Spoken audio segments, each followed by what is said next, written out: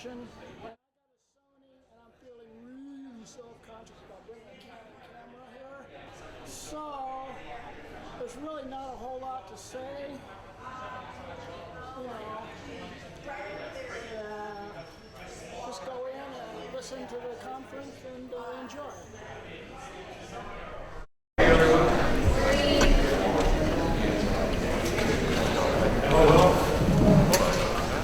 Of artists. The first kind is the artist drives his art. It produces his art. Comes from his concepts, on his and her concepts to become an artist. The other kind of artist is the art drives you. And you cannot do anything about it. Just this urge that to become an expressionist of any kind of medium it's a drive that you cannot ignore. I imagine it's like someone who's wants to be an athlete and they wind up in the Olympics. So I'll give you an example. I worked with two artists, David Lynch, who was an artist to begin with and then became a filmmaker, and he's still an artist. And his concepts about his paintings are about from the deep down psychological shadow of yourself, if anybody's familiar with Carl Jung. And so he controls that kind of art. He opens his mind up and he'll take journeys because he's conscious of his art. The other director I worked with was Michael Mann, totally driven by his art. He has no concept why, I mean, he does. I mean, he's made some pretty great films lately. And he's this great person when he's not directing. And when he's directing, he's a maniac. He just, at one time I was working with him and something happened with the camera and it jerked my head. I got a stinger like a football player does. And I went on the floor. They took me in, they were giving me oxygen. And he was looking around for the next thing. He goes, "So where's Ron?" And they said, "Oh, he's over there." And there I am laying with an oxygen mask on me because I just couldn't breathe. It just tweaked a nerve back there for about, I don't know, 10 minutes. And he goes, "Oh, okay, how about you? Can you grab the camera?" And I just went, yeah. When I heard that story, I was going to shoot him. So, and then let someone step over you. So it's cinematographer. And it changed my whole concept, and I actually started getting hired more. So for all the filmmakers, you just follow your drive no matter what it is. You get the tool. Someone says, can you shoot this camera? Can you shoot this $2 camera? Can you shoot this GoPro? Can you shoot something, video? And I said, I'll shoot if you would give me a toilet paper roll and a pen, and I'll draw on it like film. So you take any medium you can and you turn it into your own personal art. So having said all that, I'm going to start off with my mistakes. And why I'm showing this is that you have to put it out there. You have to take chances. And I was shooting HAWAII10 the first season, first year here. Not the old one, although I'm old enough to almost shoot it. The new one that started in 2010 here on the islands. And we have these cameras called the 5Ds, the 5D Canons that I used. I loved it. And when I went to video, I went, oh boy, I had a chance to use this and integrate it into the film. Because we were shooting high-end cameras. We were shooting the Sony F35 was a digital camera. So we would have had GoPros and the 5D, and there was a scene that I pushed this camera to the limit, and it started getting a little grainy. But what happened was, to me personally, it gave the scene a little more oomph, a little more. It's a scene about going, Grace is undercover, and they're going to go try and bail her out. And there's a driving scene that you hardly can even see these people. Never got a peep from the studio saying it was too dark.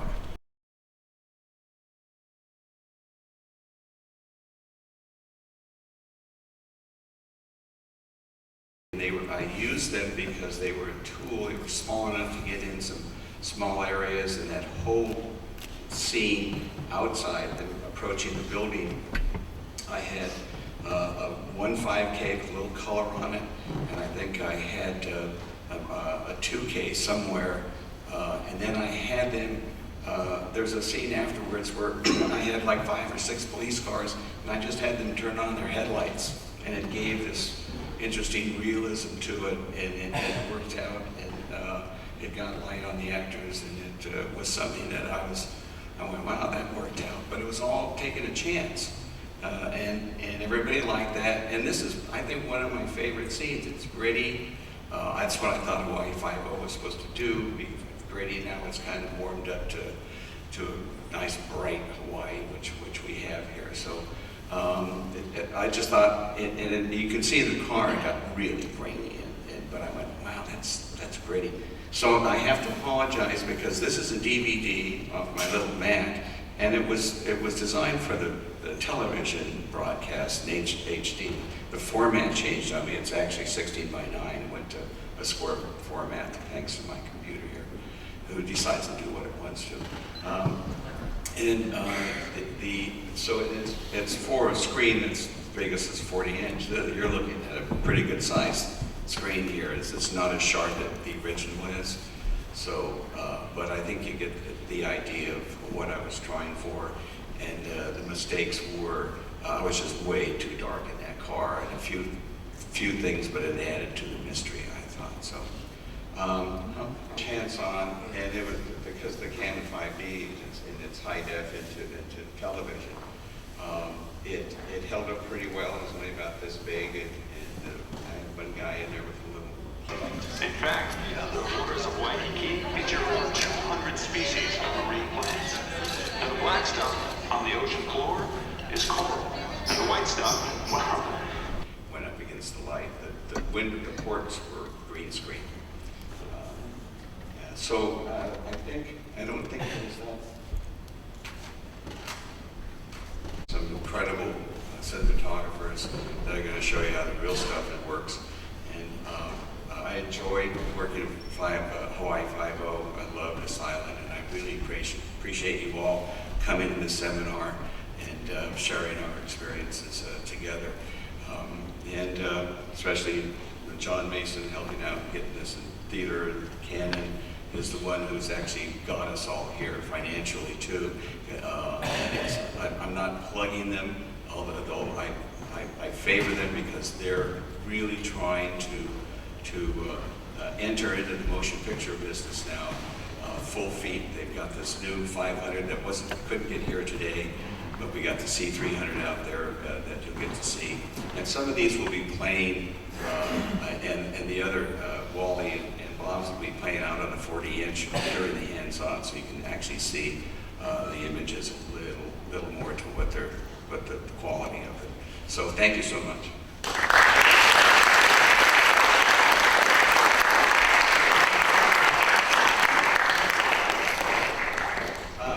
John just suggested, are there any questions now before or you want to wait till the end of the whole thing?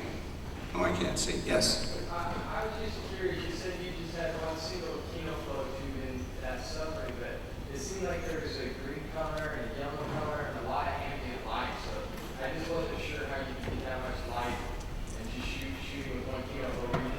Yeah, the question was, the gentleman saw a lot of different color temperature lights inside the submarine, and I'll clarify that. That wasn't the only light, it was the actual light from the submarine for the people who go on the ride, on the tour. So all those lights were on, and when I wanted to render the kid and mother, I just took this Kino flow and moved it here and down here and around here at different times. I'll take that back, I lied. We had to go and reshoot something about the kid looking out the window with the green screen, and we went into dock, and I had 3 1200, 1000.2, 1200, what am I trying to say, watts, hitting the water to light the water blue. Because when we got done shooting most of it, it got dark. We ran out of light. So that's what that was. Anything? Yes. Do you ever handle your DSLRs? Say one more time. Do you ever handle when you use your DSLRs? Yes, well, most of it was handheld, but it wasn't handheld just by itself. We had a mount, and you'll see a rig outside with I think we had an airy mount, a matte box, because I had to put filters in there to match it to try and get the quality of the diffusion of the image to match the F-35s that I was shooting with. So it had a rig, it had the operators. Although I shot this one, so it was handheld, and then sometimes you put it on a little tripod as the long lenses, because it gets a little jiggly. Sometimes I go crazy when all the directors want to go, make it alive. And I said, that's your job with the actors. I'm not going to shake this camera all the time. But it works at different times. Did I answer your question? Anything else? Oh, yes. Do you adjust any of the contrast or color settings inside the DSLR camera for shooting, or do you shoot with a color profile and contrast adjustments that? On the DSLR? Yeah. The question was, do I change the settings inside the DSLR at 5D when I shot this stuff? This was a Mark II. This was, almost 3 years ago.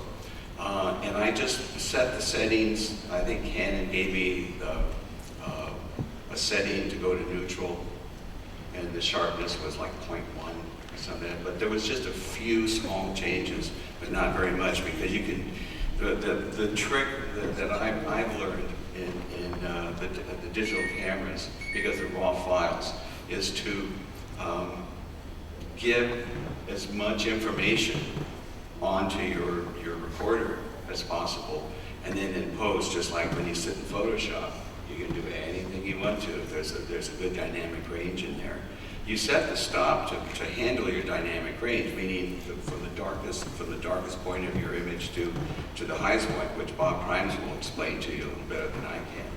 But you set that for the look that goes to the studio, and that's your look, and then you change it, you finite tune, you put the contrast to the scene. Because if you mess with it too much, it's going to be hard to intercut scenes.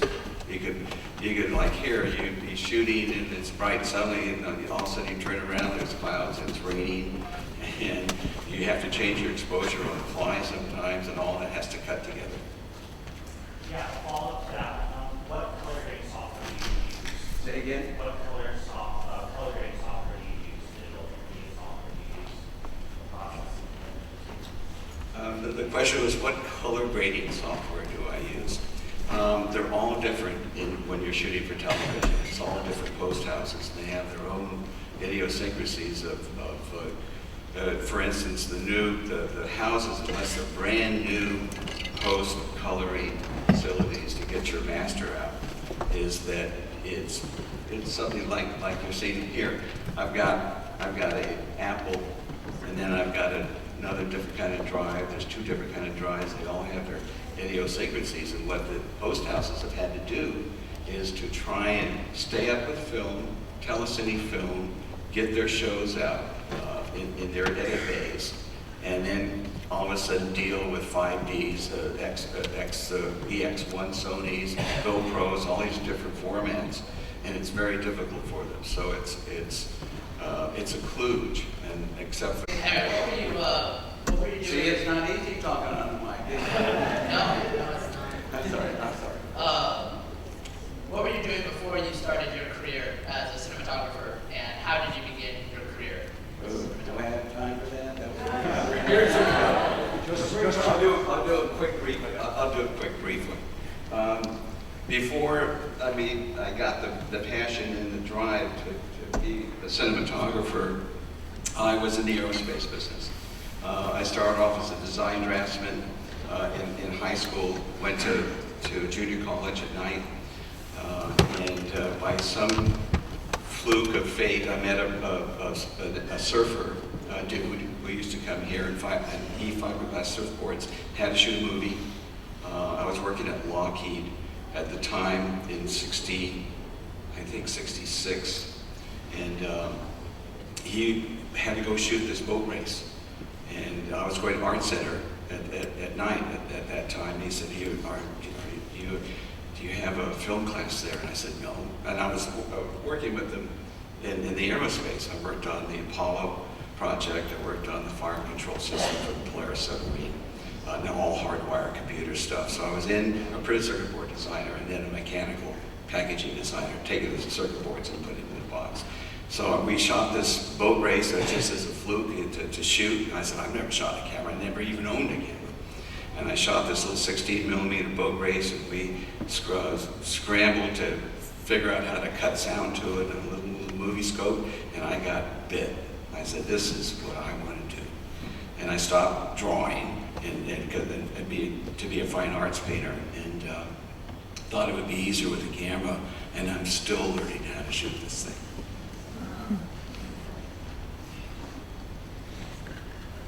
I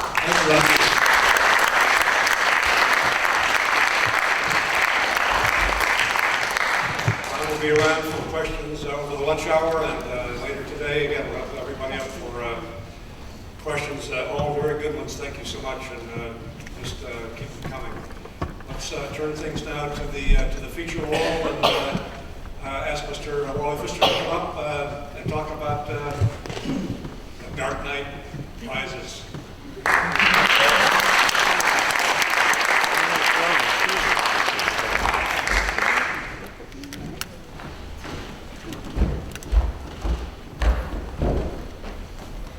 Thanks very much, and thanks to John for bringing us all out here today. It's a thrill to be here. And also, and just listening to Ron as well, it's incredible for me to be here with my colleagues and watching all Ron's amazing work. And he was too humble to say what some of his credits were in the past, but he did Twin Peaks with David Lynch.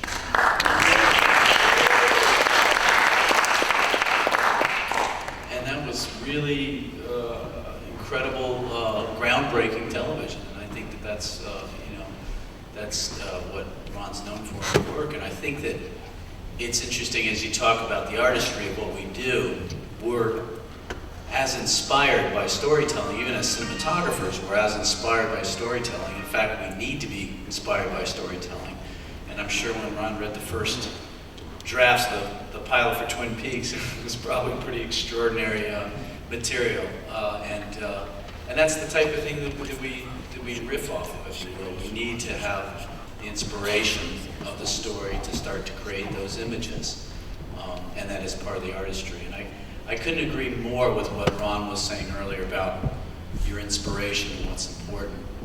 And in my own career, it was very clear that I was able to reach the level of success that I did by shedding my concern for making it in the industry and shedding my concern for making a living as a cinematographer and really just following my passion as a photographer and following my passion for storytelling through images. And it wasn't until I had that epiphany that I realized that I could start to do my best work. And then the success followed. And I think that is the key to success in the arts, is really to follow your passion, and then the rest will follow. I'll just give you, I guess I'm less humble than Ron, so I'll give you a brief history and an overview of who I am, what I've done.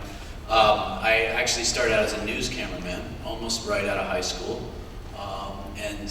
So I had a camera on my shoulder when I was 18, 19 years old. Having done a lot of Super 8 films as a kid. So I began actually by shooting video at that time. It was just making a transition from film to video. I think we shot a little bit on 16 negative reversal film, and then we moved over to digital, not digital, way before digital, to video cameras.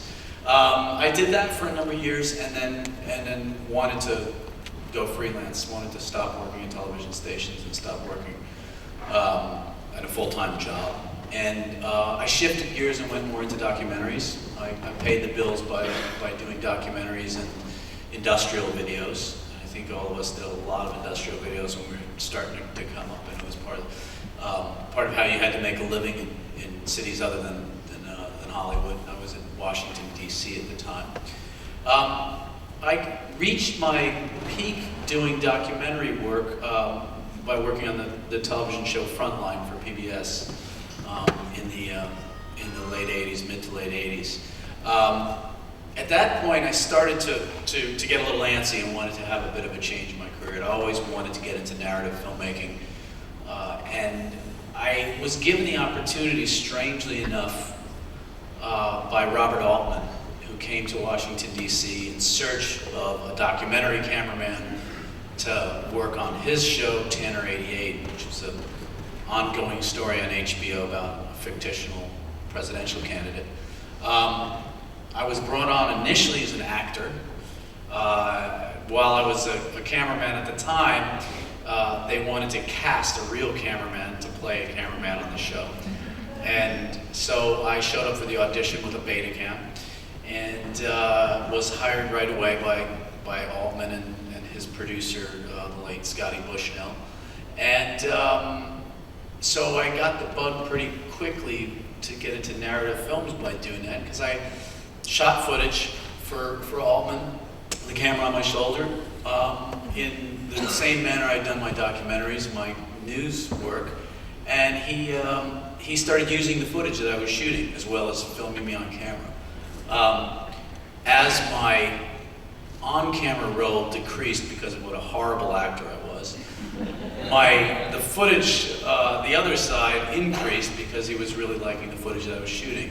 I was eventually made B camera operator on the show, and then by the end of it, we shot for about 6 months. By the end of it, I was made second unit DP on the show. And I really got the bug at that time for narrative, for storytelling, even though that was kind of a mockumentary kind of style. I loved working with actors. I loved working, obviously, with Altman, sitting in dailies with Altman, having him comment on my work, and having him talk about everything that was going on. So that got me excited about getting into narrative film, which had always been my dream. So I applied to AFI, the American Film Institute, into their cinematography program, of which Bob is a teacher there as well now. Back then it was Harry Wolf and Howard, what was Howard's last name? Anyway, they're both gone, I'm sorry to say.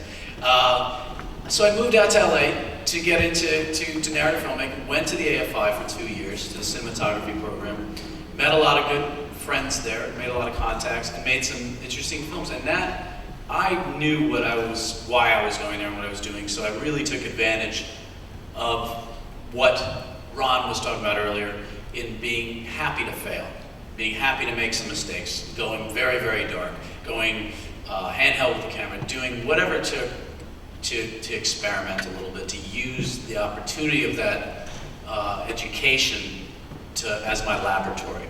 I had been working professionally, as a cameraman for 8 years or so prior to that, and had reached a level of success in that. So now it was time for me to play around a little bit. I met some very close allies at AFI that I went on to stay friends with, and who helped me a great deal as they rose up in their careers. One of which was Faden Papa-Michael, and the second was Janusz Kaminski. And we all worked on each other's films together and rose up together. Janusz exploded and won an Academy Award for Schindler's List in 1992. Faden continues to shoot and did The Descendants last year, as well as Ides of March. And I worked as a camera operator for Faden for a while, and then I started getting quite a few low-budget exploitation films to do as a director of photography. Those films carried me through from about 1990 to when I got my first real break, which is in 1998. I did a small film called The HAWAII10, which went to Sundance, was in competition at Sundance. A couple of people saw that film at Sundance and started championing me a little bit. And one of them was a filmmaker named Christopher Nolan. He hired me a year later. I hope this story isn't dragging on. We're only up to 1999. Chris hired me in 1999 to shoot his second film, Memento, and Academy Awards, and won for the fourth one with Inception in 2011. I got us right up to date. That takes us up to date. I actually decided 8 months ago to put down the camera and try a career to directing. And so I'm currently writing a screenplay, and I have a deal to direct a film. And that kind of, we had this conversation last night over dinner about constantly, one of the ways to stay fresh in what you're doing, and one of the ways to be able to push yourself and take risks is to do it with your own life and your career as well. And really at this point, being, having an Academy Award for cinematography and having reached a level where I can stay employed anytime I want to, I wanted to stand on the edge of the cliff and jump off. And that's kind of what you do when you decide to become a director. It's a very, very risky business. It's a very tricky thing. But I realized that where I am in my career, there's no better time to try it. And if I fail, I fail. But if I succeed, then I'm exploring a new world and